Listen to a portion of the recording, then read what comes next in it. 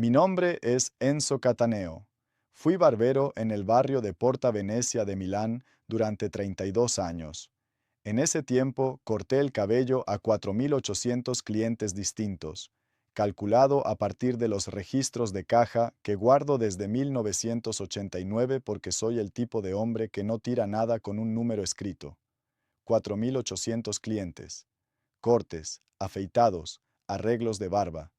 32 años con las tijeras en la mano, 6 días a la semana, con la misma precisión con que mi padre las había llevado antes que yo y su padre antes que él. El último corte que hice fue el 3 de marzo de 1998. Ese día Carlo Acutis entró a mi barbería con 7 años y su madre Antonia Salzano. Primer corte de cabello en una barbería de verdad, me dijo Antonia. Hasta entonces se lo habían cortado en casa. Era un martes de tarde, poco clientes, luz de marzo entrando por el escaparate. Corté el cabello a Carlo en 12 minutos. Fue un corte normal, un corte de niño de 7 años, nada especial en la técnica ni en el resultado. Cuando terminé, Carlo me miró por el espejo con una seriedad que no era normal en un niño de 7 años y me dijo algo. Lo que me dijo en ese espejo es lo que no he contado en 27 años. No porque fuera dramático, sino porque lo que me dijo ese niño de 7 años era verdad de una manera que tardé años en entender y que cuando entendí me pareció demasiado íntima para compartirla con nadie que no fuera capaz de sostenerla. Y hay algo más. Guardé el mechón de cabello que cayó en el suelo durante ese corte. No todos los mechones. Ese. Lo guardé en un sobre dentro del cajón de la caja registradora esa misma tarde y no supe por qué lo hice hasta 27 años después, cuando el sobre apareció en mis manos el día de la canonización con una nota dentro que yo no había metido. 27 años. Esta noche lo cuento.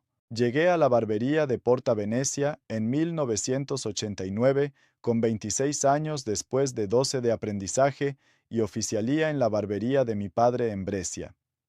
Me instalé en Milán porque la ciudad era más grande y porque necesitaba algo mío. El local era pequeño, 2 sillones, un espejo de suelo a techo, una estantería con productos, una caja registradora de metal verde que sigo teniendo aunque ya no la uso. Clientela de barrio, la misma que vuelve cada 3 semanas y que con el tiempo deja de ser cliente y se convierte en algo parecido a una familia extendida. Era un trabajo que entendía con el cuerpo, además de con la cabeza. Las tijeras eran una extensión de los dedos. El espejo era una forma de ver a las personas de frente sin que se sintieran observadas. La silla de barbero tiene algo que hace que la gente hable. No sé exactamente por qué.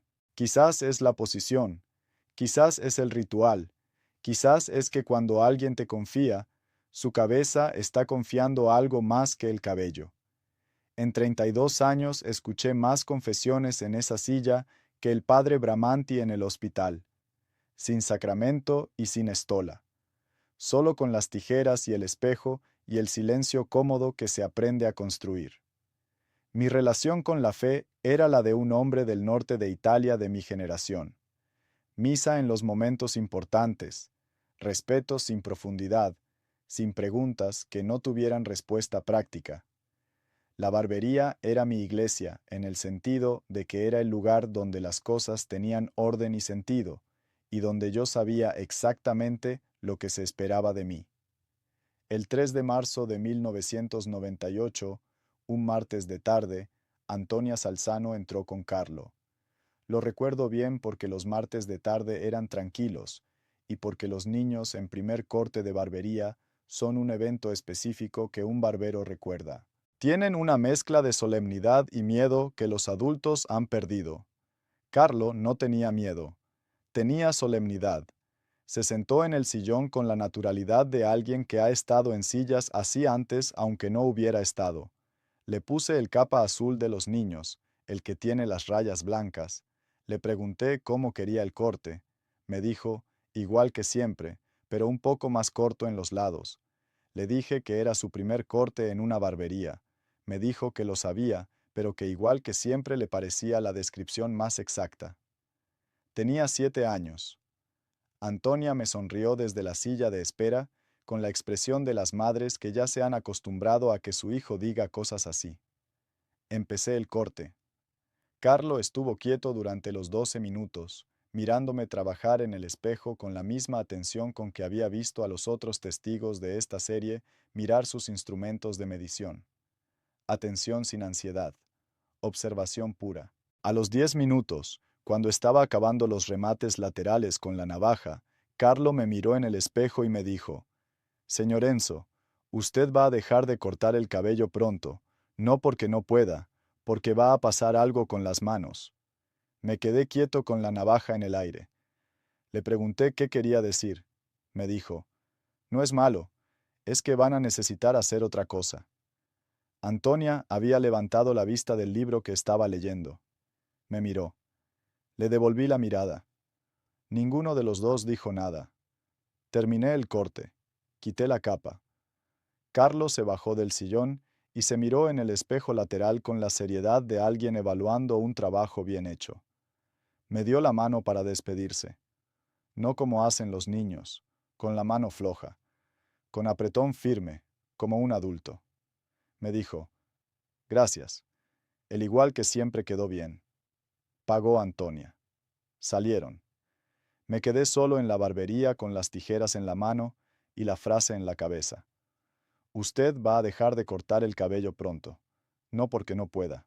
Porque va a pasar algo con las manos. No le di demasiadas vueltas en ese momento. Los niños dicen cosas. Los niños de 7 años con esa calma específica dicen cosas que suenan profundas y que a veces son solo cosas de niños que suenan profundas. Pero guardé el mechón. No sé explicar por qué. Al barrer el suelo al final de la jornada, cuando recogí los cabellos de ese día para tirarlos, el mechón de Carlo quedó en la palma de mi mano, y algo me dijo que no lo tirara. No una voz, no una intuición dramática, solo la certeza simple de que ese mechón tenía que quedarse.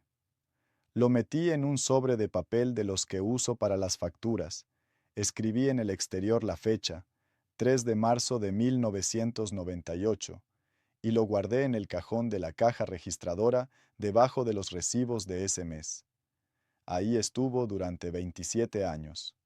5 años después de ese corte, en el otoño de 2003, empecé a notar el temblor. No fue de golpe. Fue lo que los médicos llaman inicio insidioso.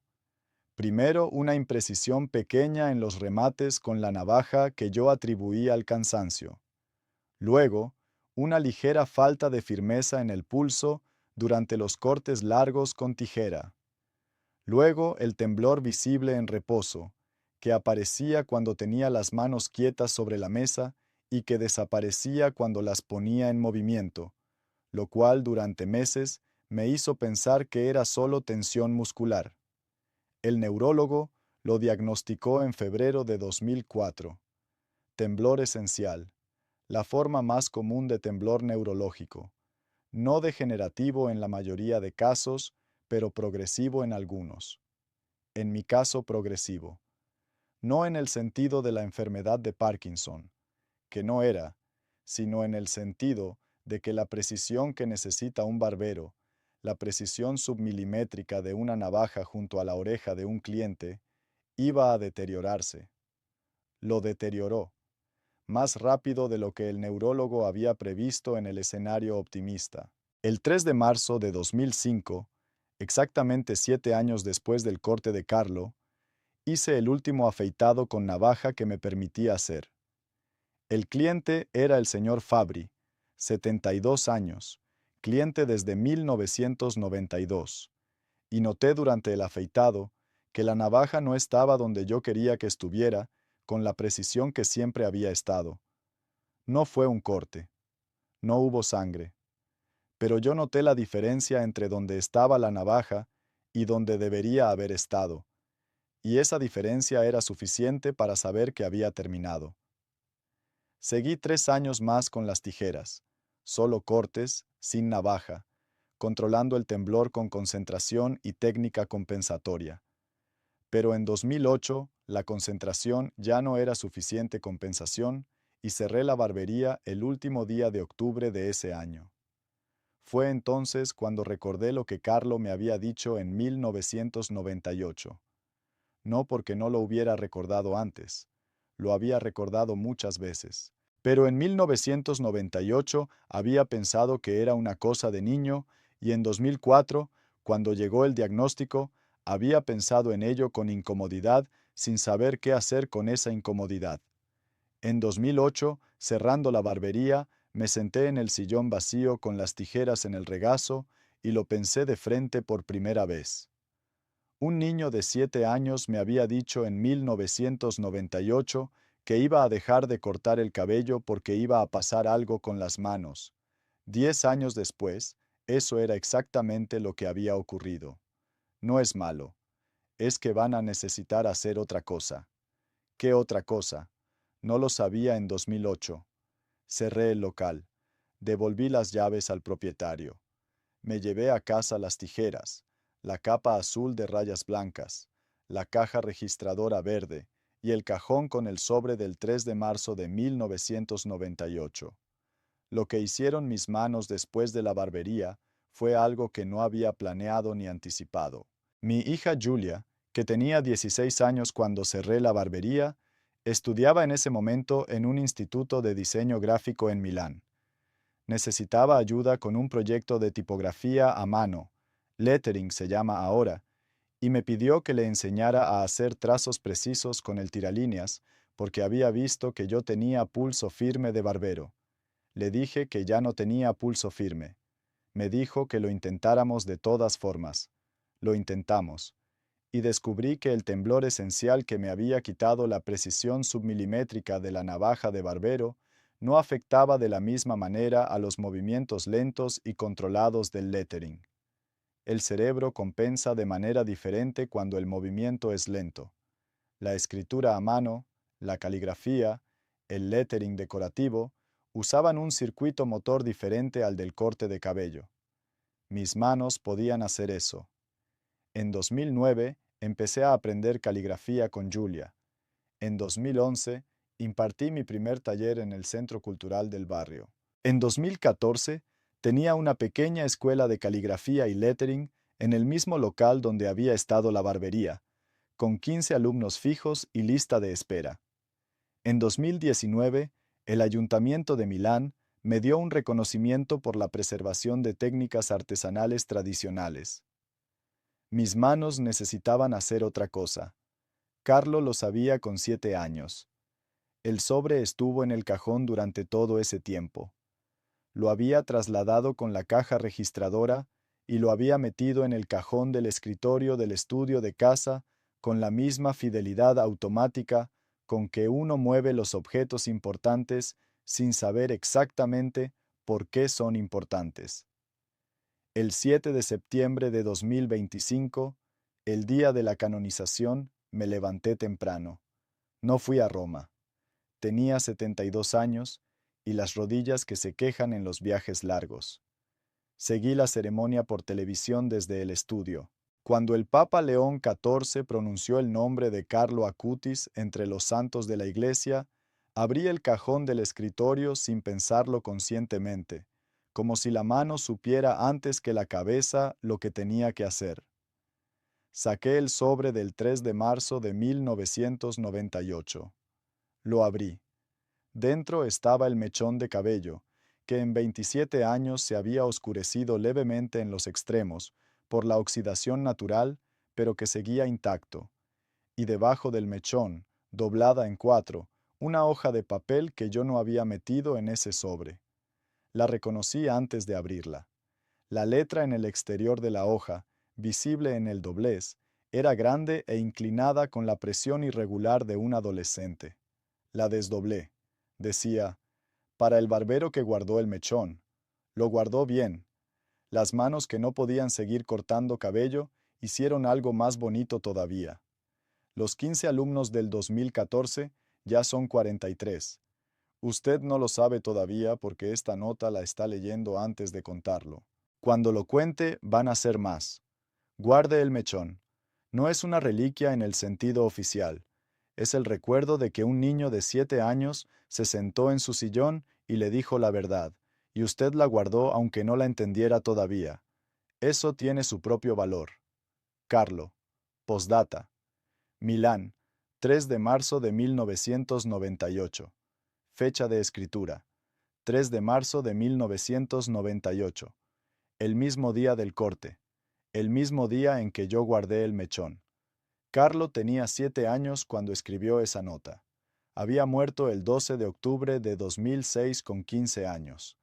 Entre los 7 y los 15, había escrito esa nota y la había guardado en un sobre en el cajón de la caja registradora de mi barbería, en un sobre que yo mismo había metido en ese cajón, en un sobre que había viajado conmigo a casa y al escritorio del estudio y que había estado ahí durante 27 años, los 15 alumnos del 2014, dato que yo no había escrito en ningún lugar, que estaba en mi memoria pero en ningún registro accesible, que Carlo describía como algo que yo no sabía todavía en el momento de leer la nota, porque iba a contarlo. 43, decía la nota. Cuando lo cuente, van a ser más. Conté los alumnos actuales de la escuela de caligrafía esa tarde. 46. La nota decía 43 porque la nota fue escrita antes de que yo contara. En el tiempo entre la escritura de la nota y mi lectura, 3 alumnos nuevos se habían inscrito. No sé cuándo escribió Carlo esa nota. No sé cómo llegó al sobre. No sé cómo sabía los 15 alumnos del 2014 ni lo de los 43. No sé cómo sabía a los 7 años lo que iban a necesitar hacer mis manos. Lo que sé es lo que me dijo en el espejo de la barbería el 3 de marzo de 1998. No es malo, es que van a necesitar hacer otra cosa. Tenía razón. Mis manos necesitaban hacer otra cosa. Y la cosa que hacen ahora, enseñar a otras manos a trazar letras con precisión y paciencia, es más bonita de lo que la barbería fue nunca. No porque la barbería no fuera valiosa, sino porque lo que transmites cuando enseñas caligrafía no es solo una técnica, es la atención, la quietud, el respeto por el trazo, las mismas cosas que aprendes en 32 años de barbería, pero que en la barbería se quedan en ti y en la caligrafía las puedes pasar. 46 alumnos, más de lo que la nota decía. Carlo avisó que serían más. Siempre tiene razón. Si este testimonio te ha tocado de alguna manera, te pido que te suscribas a este canal y que lo compartas con alguien que necesite escucharlo. Las huellas del cielo están en todas partes. Solo hay que saber mirar.